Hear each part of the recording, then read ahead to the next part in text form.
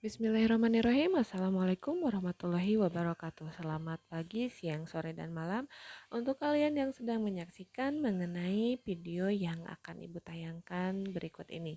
Ya, hari ini kita akan mempelajari mengenai sistem pencernaan atau sistem organ pencernaan. Jangan ketinggalan organnya ya, karena memang apa? Di sini terdiri dari serangkaian organ. Nah, ini sebenarnya adalah materi yang mana setiap hari itu kalian kerjakan gitu ya, tetapi mungkin kalian tidak tahu prosesnya. Jadi ketika kita mengunyah makanan lah, lalu kita menelannya sampai dibuang dalam proses akhir yang disebut dengan defekasi atau pembuangan kotoran ya, itu sebenarnya di dalamnya terdapat serangkaian proses yang sangat rumit gitu ya. Nah, seperti apa prosesnya? Mari kita lihat. Ini adalah organ-organ dari sistem pencernaan, dimulai dari sepanjang mulut sampai ke anus gitu ya. Nah, untuk pencernaan ini sendiri sebenarnya terbagi dua, ada yang disebut dengan organ pencernaan, ada yang disebut dengan kelenjar pencernaan. Lalu mana yang dimaksud dengan organ pencernaan? Yang dimaksud dengan organ pencernaan itu termasuk ke dalamnya mulut, ada juga kerongkongan, ada lambung, terus ada juga usus halus, usus besar, dan nanti berakhir di anus gitu. Lalu yang masuk kelenjar pencernaan mana Bu? Yang kelenjar pencernaan itu ada hati, organ hati, terus ada pankreas, dan satu lagi dia itu istimewa. Dia termasuk ke dalam organ pencernaan, dia juga termasuk ke dalam kelenjar pencernaan. Siapakah dia? Dia adalah si usus halus ya. Sampai sini mudah-mudahan kalian memahami. Pencernaan itu di dalamnya terdapat atau terjadi mekanisme ya dari kerja organ pencernaan dan kelenjar pencernaan tersebut. Untuk pertama kita mulai dulu dari mulut ya. Nah, sebelum masuk ke sini, kalian pasti setiap hari mengkonsumsi jenis-jenis makanan ya. Makanan-makanan tersebut tentunya harus mengandung gizi seimbang supaya gizi yang kalian butuhkan itu terpenuhi. Mulai dari unsur karbohidrat, lemak, protein, mineral, vitamin ya. Itu harus sudah kalian konsumsi jenis-jenis tersebut supaya apa? Karena memang tubuh kita memerlukan jenis-jenis tersebut. Nah, langsung saja deh ke mekanismenya. Dimulai dulu atau kita mulai dulu dari yang namanya mulut. Ternyata di sini mekanisme dari pencernaan itu ada dua jenis di mulut. Ada secara mekanik, ada juga secara kimiawi. Lalu apa bedanya mekanik dan kimiawi di mulut ya? Kalau mekanik itu melibatkan organ berupa gigi supaya gigi tersebut bisa membantu memproses pencernaan makanan atau mengubah makanan itu menjadi lebih halus supaya nanti kerja lambung dan usus tidak terlalu keras ya. Makanya dikunyah dulu di mulut ya, dengan bantuan gigi dikunyah sampai halus, baru nanti kamu telan ya. Jangan baru sekali dua kali kunyah langsung telan. Nah, ini kan memudahkan untuk penyerapan ya nanti di lambung dan usus halus. Makanya di giginya di mulut dikunyah dulu makanan oleh gigi secara halus sampai halus. Lalu ada pencernaan secara kimiawi. Pencernaan kimiawi itu apa, Bu? Kalau kimiawi ini dia melibatkan enzim, ya. Berarti kan ada unsur kimianya nih. Nah, enzim itu termasuk ke dalam unsur kimia. Di mulut ada satu jenis enzim namanya enzim petialin. Yang mana si enzim petialin ini nanti akan mengubah amilum menjadi maltosa. Nah, amilum apa? Pertanyaan kita kan kayak gitu ya. Amilum ini dia merupakan zat pati atau misalkan dia termasuk ke dalam unsur karbohidrat ya, contohnya seperti nasi, terus ada roti, jagung, umbi-umbian yang memang mengandung karbohidrat ya. Nanti ketika di mulut kan tadi sudah dikunyah lalu nanti dikasih enzim petialin. Enzim petialin ini dia berada di air liur kalian ya. Nanti dia mengubah amilum atau zat pati menjadi maltosa atau gula sederhana. Nah, ini makanya ketika kalian mengkonsumsi makanan yang mengandung karbohidrat, kita contohkan adalah nasi ya. Nasi itu sebenarnya punya eh, nilai gula atau maltosa yang cukup tinggi, gula yang cukup tinggi. Dikunyah di mulut nasi tersebut nanti lama kelamaan kalian rasakan itu, maaf ya jadi belibet nih, lama kelamaan ketika kalian mengunyah nasi tersebut di mulut, dia lama kelamaan akan terasa manis. Nah, terasa manis ini dihasilkan dari si enzim petialin ini nih ya. Jadi itu. Nah, makanan kalau misalkan sudah cukup nih, sudah cukup halus, lalu kita dorong makanannya menuju ke kerongkongan. Nah, sampai sebelum ke kerongkongan, sebenarnya di bagian sistem pencernaan itu ada faring. Faring itu yang menghubungkan antara sistem pencernaan dengan sistem pernapasan nih. Kalau pernapasan kan larinya ke hidung, kalau pencernaan larinya ke sini ke bawah ke kerongkongan. Em, Kalau misalkan kalian konsumsi makanan, nih itu jangan sambil berbicara makanya ya. Karena kalau sambil berbicara di sini ada katup namanya epiglottis. Dia bisa membuka dan menutup. Kalau misalkan kalian makan sambil berbicara, nanti makanannya bisa lari ke saluran pernapasan berupa hidung ya. Jadi akhirnya tersedak. Nah, itu yang harus dihindari. Makanya jangan sambil berbicara ya. Di kerongkongan, mekanisme pencernaan terjadi secara mekanik.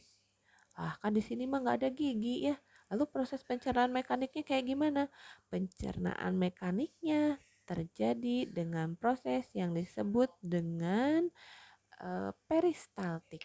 Ya, di sini ini adalah peristaltik. Peristaltik itu apa? Peristaltik itu adalah gerakan mendorong, meremas dan mendorong makanan. Jadi di situ ada otot-otot ya di bagian kerongkongan yang fungsinya dia bisa membantu meremas makanan dan mendorongnya sampai nantinya menuju ke lambung. Nah, dari kerongkongan nanti diteruskan menuju ke lambung gitu. Nah, di bagian lambung ini terdapat mekanisme pencernaan secara mekanik dan kimiawi. Sebelum dijelaskan pencernaan secara mekanik dan kimiawinya, Ibu mau memperlihatkan dulu bagian-bagian dari lambung yang harus kamu ketahui ya. Nah, ini adalah bagian lambung. Ini gambar lambung nih. Lambung itu terdiri atas tiga bagian. Ada bagian kardiak. Kardiak ini dia berhubungan langsung dengan kerongkongan ya, menuju berhubungan langsung dengan kerongkongan. Terus ada bagian fundus. Fundus itu ini bagian yang melengkung di bagian lambung awal. Lalu ada pilorus. Nah, pilorus ini yang berhubungan dengan ujungnya ini berhubungan dengan usus. Ya, ini nanti menuju usus halus. Jadi ingat ada kardiak, ada fundus dan pilorus. Dimana nanti kita balik lagi dulu deh ke sini ya. Nah, di lambung ini terjadi pencernaan mekanismenya secara mekanik dan kimiawi. Kalau mekanik sama sebenarnya seperti kerja kerongkongan. Fungsinya adalah cara kerjanya meremas dan mendorong makanan ya.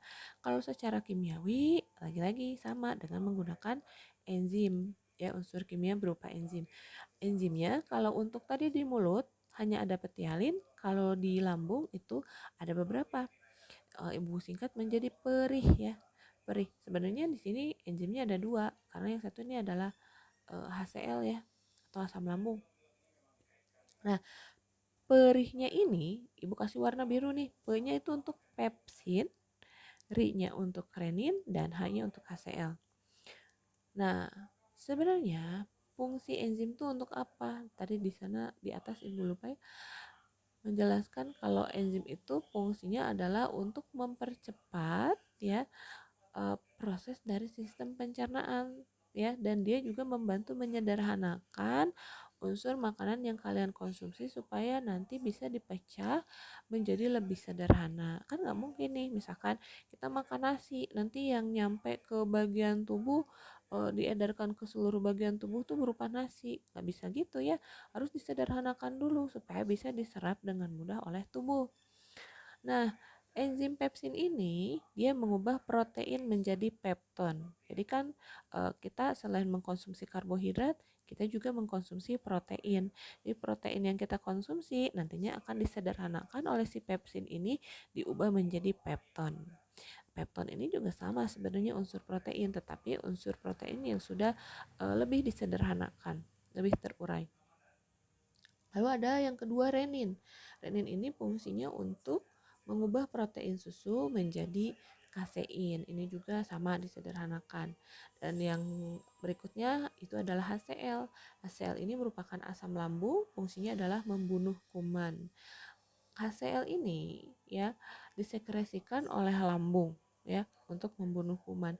Jumlahnya itu kurang lebih setiap harinya itu kan ada batasnya ya. Tapi kalau misalkan terjadi stres ya pada tubuh kita, ketika terjadi stres maka sel ini akan disekresikan lebih banyak tuh ya. Jadi kalau misalkan orang yang punya penyakit uh, kelainan pada lambung ya, lambung itu kadang disebut juga dengan MAH ya. Jadi MAH itu bukan nama penyakit, tapi MAH itu arti dari lambung, organ lambung itu namanya MAH. Jadi kalau kalian punya kelainan pada lambung ya, contohnya misal kalian menderita gastritis atau juga ada ulkus ya, itu luka pada lambung, kalau sedang stres itu harus hati-hati karena HCl-nya meningkat lebih banyak ya, sehingga terjadi rasa perih, mual dan sebagainya.